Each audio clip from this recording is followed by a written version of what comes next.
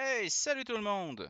Bienvenue pour la 7e ou 8e vidéo, whatever, m'en rappelle plus, c'est pas grave, vous avez juste à compter, il y en a pas beaucoup. Je pense que c'est la 8e, mais on s'en fout. Deuxième partie de la psychologie au poker. Et qu'est-ce que je veux dire par psychologie au poker? Je m'explique.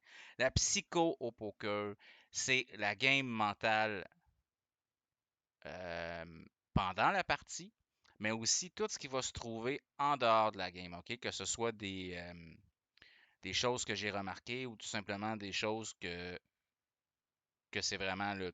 C'est tous les jours on voit ça, que ce soit online ou live, OK? Donc aujourd'hui, la psychologie, attendez, je vais prendre bleu.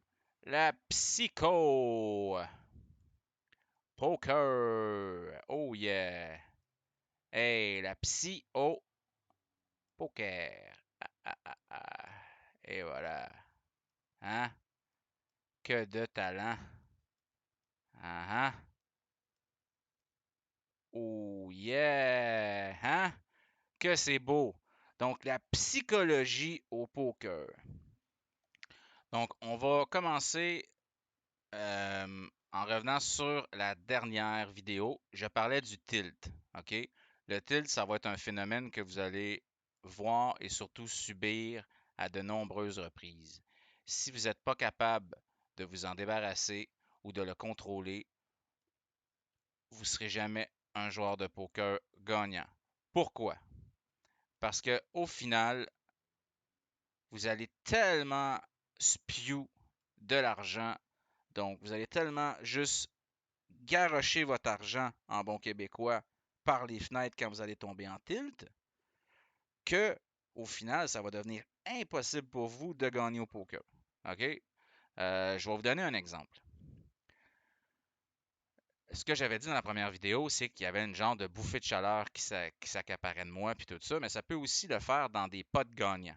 OK? Euh, il faut comprendre qu'on peut tomber en tilt pour absolument rien.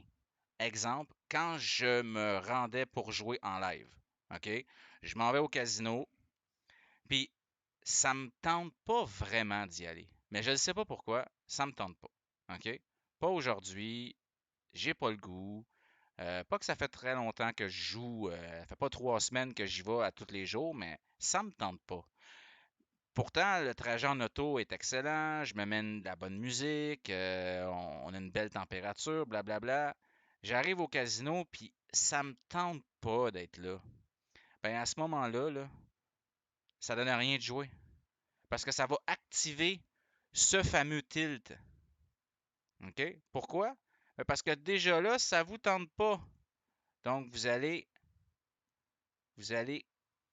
déjà là, vous allez commencer à créer des vagues.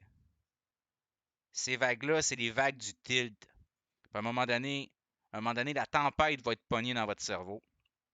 Là, vous ne saurez même plus ce qui s'est passé. La seule affaire que vous vous rappeliez, c'est que vous étiez rage en arrivant sur place. OK? Moi, ça m'est arrivé plein de fois. Donc, la première chose que j'ai fait euh, quand je suis devenu pro, ben, pour devenir pro, dans le fond, c'est que j'ai éliminé ces phases-là. Ça m'est déjà arrivé de commencer une session, puis que 10 minutes après, je la ferme, la session, parce que ça ne me tente pas. Je suis déjà arrivé 20 minutes de temps au casino. J'ai été sur la table 10 minutes. J'ai passé 10 autres minutes à manger quelque chose, puis j'ai sacré mon camp. Pourquoi? Parce que je me sentais exactement comme ça. Là, j'avais un feeling de pourquoi je suis venu jouer aujourd'hui. Ça fait des vagues, ça monte comme ça, puis là, ça va venir me. Puis là, c'est fini. Là, c'est comme ça dans votre tête. Là. C'est expliqué un petit peu grossièrement, les mecs et les filles, mais quand même, vous pouvez voir que ça va faire ça un peu. Tous ceux qui ont vécu le tilt, là, vous voyez, là, c'est très scientifique tout ça. Là. Ça amène vraiment, là, vous pouvez voir la tempête. Là. Donc, au niveau du tilt, ça peut commencer autant en milieu de partie que ça peut commencer avant que la partie, avant que vous soyez rendu même à votre partie avant que vous ayez ouvert votre ordinateur. Ça, il faut que vous en soyez conscient. OK? Donc, pour le reste, comme je disais dans la première vidéo, dans le fond, comme le reste, allez voir la première vidéo. OK? Pour le titre, j'expliquais certains autres trucs.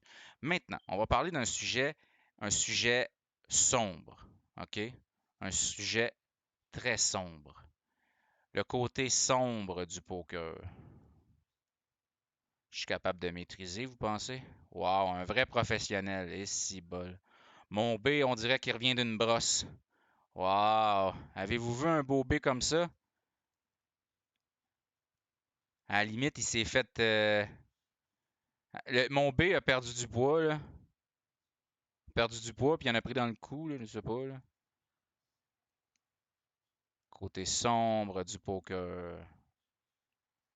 Côté sombre du poker. Ha ha ha, ok? Qu'est-ce que je veux dire par sombre?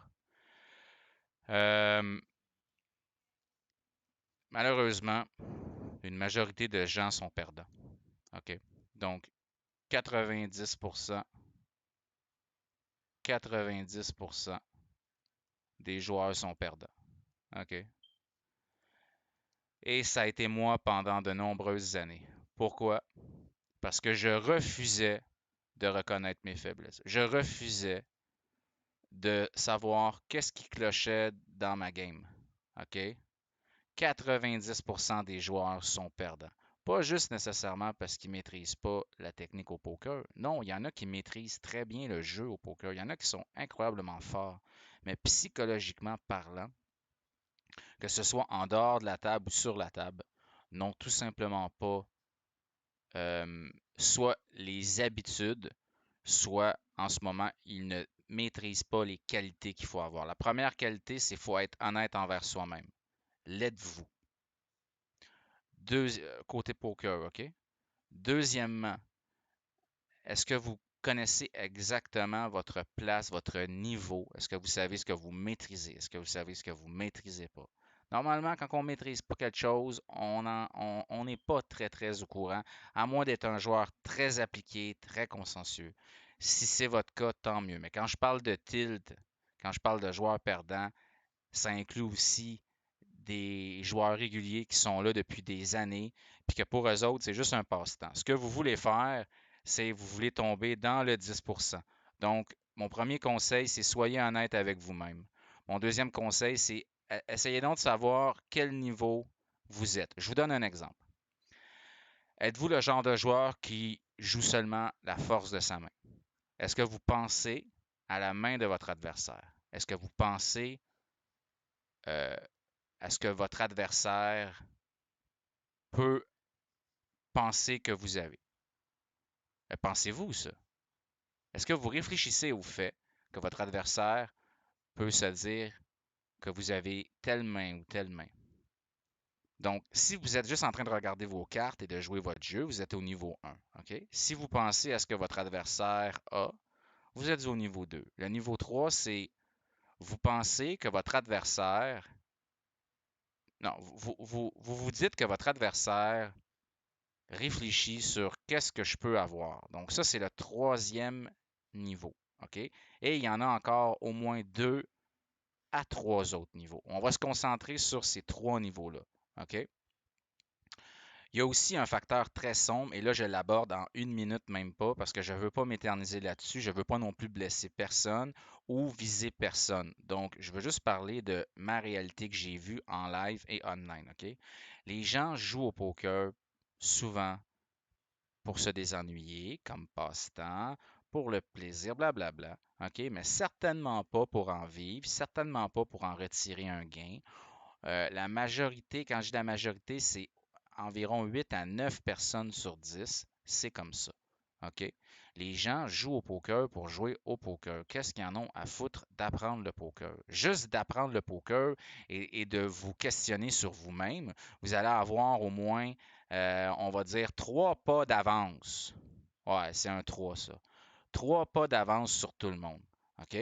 Vous allez aussi pouvoir tout simplement dire, ah, eh bien, j'ai un edge sur les joueurs. Donc, vous allez obtenir un edge mental, mais aussi, vous allez finir par avoir un edge technique. Donc, un edge. Très, très important. OK?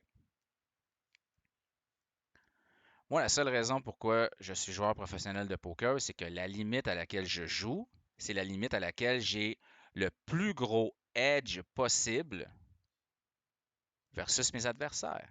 Si en NL25, c'est ma limite, je reste en NL25 et je me bourre comme un boudin. OK? Et quand je serai plein comme un boudin et que je serai plus capable de rien cumuler, je pourrais décider de monter à la limite supérieure en me disant je vais revenir à la limite que je jouais avant s'il y a quelque chose, ou je serais prêt même à descendre. Ça aussi, c'est une question d'orgueil. OK? Les gens sont très orgueilleux au poker, hommes ou femmes. Il y a beaucoup d'orgueil au poker. Il faut que vous la mettiez dans les poubelles, tout simplement. On s'en fout, on n'est pas là pour ça. Soyez humble et vous allez voir que vous allez progresser encore plus vite. Donc, on joue au poker pour le plaisir, mais aussi c'est important de se former pour ne pas être un joueur perdant. Juste le fait d'être un joueur even, vous allez rentrer dans ce fameux 10%-là. OK? Si vous êtes even, ah, mon zéro a un petit toupette de ce coup-là. Ouais, c'est vraiment pas beau. Si vous êtes un joueur even, donc vous ne gagnez pas, mais vous ne perdez pas, vous faites partie du 10% des joueurs de poker. Maintenant, c'est juste de vous améliorer pour être légèrement gagnant ou un peu plus gagnant. Qu'est-ce que vous diriez de 200, 300, 400 ou 500 dollars de plus dans vos poches par mois parce que vous avez décidé de jouer à un jeu que vous aimez beaucoup, c'est-à-dire le Texas Hold'em No Limit, le bon vieux poker. C'est aussi simple que ça. Pourquoi? Parce que je viens de le mentionner. Les gens sont là. Pourquoi? Pour s'amuser. Pour s'amuser. Et oui, ils sont pas là pour... Oui, ils sont là pour gagner. Oui, ils vont essayer de gagner. Ben oui, c'est sûr qu'ils vont le faire, mais ils sont là pour s'amuser. Ils sont là aussi pour passer le temps. OK? Hein? C'est pas beau, ça? Est-ce que je contrôle ça? Passer le temps. Hein? Et boy. Oups. Ben, je disais que j'étais en contrôle, mais c'est pas vrai, là. Passer le temps. Et voilà. Donc, quand vous commencez à comprendre ça, OK? Ben, vous allez vous rendre compte qu'au final, que ce soit en live ou online, ben, on retrouve tout le temps de ça ici. Tout le temps. Puis les joueurs qui ne sont pas là pour s'amuser ou qui ont une meilleure technique, ben là, vous allez les reconnaître immédiatement. Vous allez faire comme oh, lui, je reconnais que c'est un bon joueur. Vous allez prendre une petite note ici et c'est tout. Ouais, une note, hein? Vous allez prendre une note, tout simplement. Puis un coup que cette note-là, elle est prise, bien là, quand vous rencontrez le joueur, quand vous le revoyez, bien là, vous savez tout simplement que lui, c'est un bon joueur ou c'est un mauvais joueur. C'est aussi simple que ça. Fait en conclusion, je vous dirais que essayez d'en apprendre un peu plus sur vous-même euh, en termes de joueur de poker. OK? De savoir si côté mental, vous êtes, euh, vous êtes apte premièrement, à jouer au poker, OK? À subir cette pression-là. Mon père m'a toujours dit, moi, le poker, ça me met toujours en tabarnak. Qu'est-ce que tu veux que je fasse? Ah, ben là, c'est différent. Donc, vous allez commencer très, très bas en NL2, NL5. Et tant que cette sensation-là ne part pas, vous ne jumpez pas de limite, même si vous êtes très, très bon. Vous allez finir de toute façon par tout remettre à vos adversaires parce que vous vous connaissez très bien. Vous n'êtes pas capable de vous contrôler. Prochaine vidéo de psychologie, on va rentrer dans des exemples très, très précis de tout ce qu'on a mentionné dans les deux vidéos. La prochaine vidéo, la partie numéro 3 sur le TreeBet. En attendant, abonnez-vous, activez la cloche, marquez-moi en commentaire si vous avez aimé. Deuxièmement, quel personnage je représente sur ma miniature de l'ancienne vidéo là, sur le TreeBet, la deuxième partie. Donc, quel personnage? Marquez-moi ça en commentaire. Il va y avoir un concours là-dessus. En attendant, bonne fin de soirée à vous autres. On se reparle. À la prochaine. Bye bye.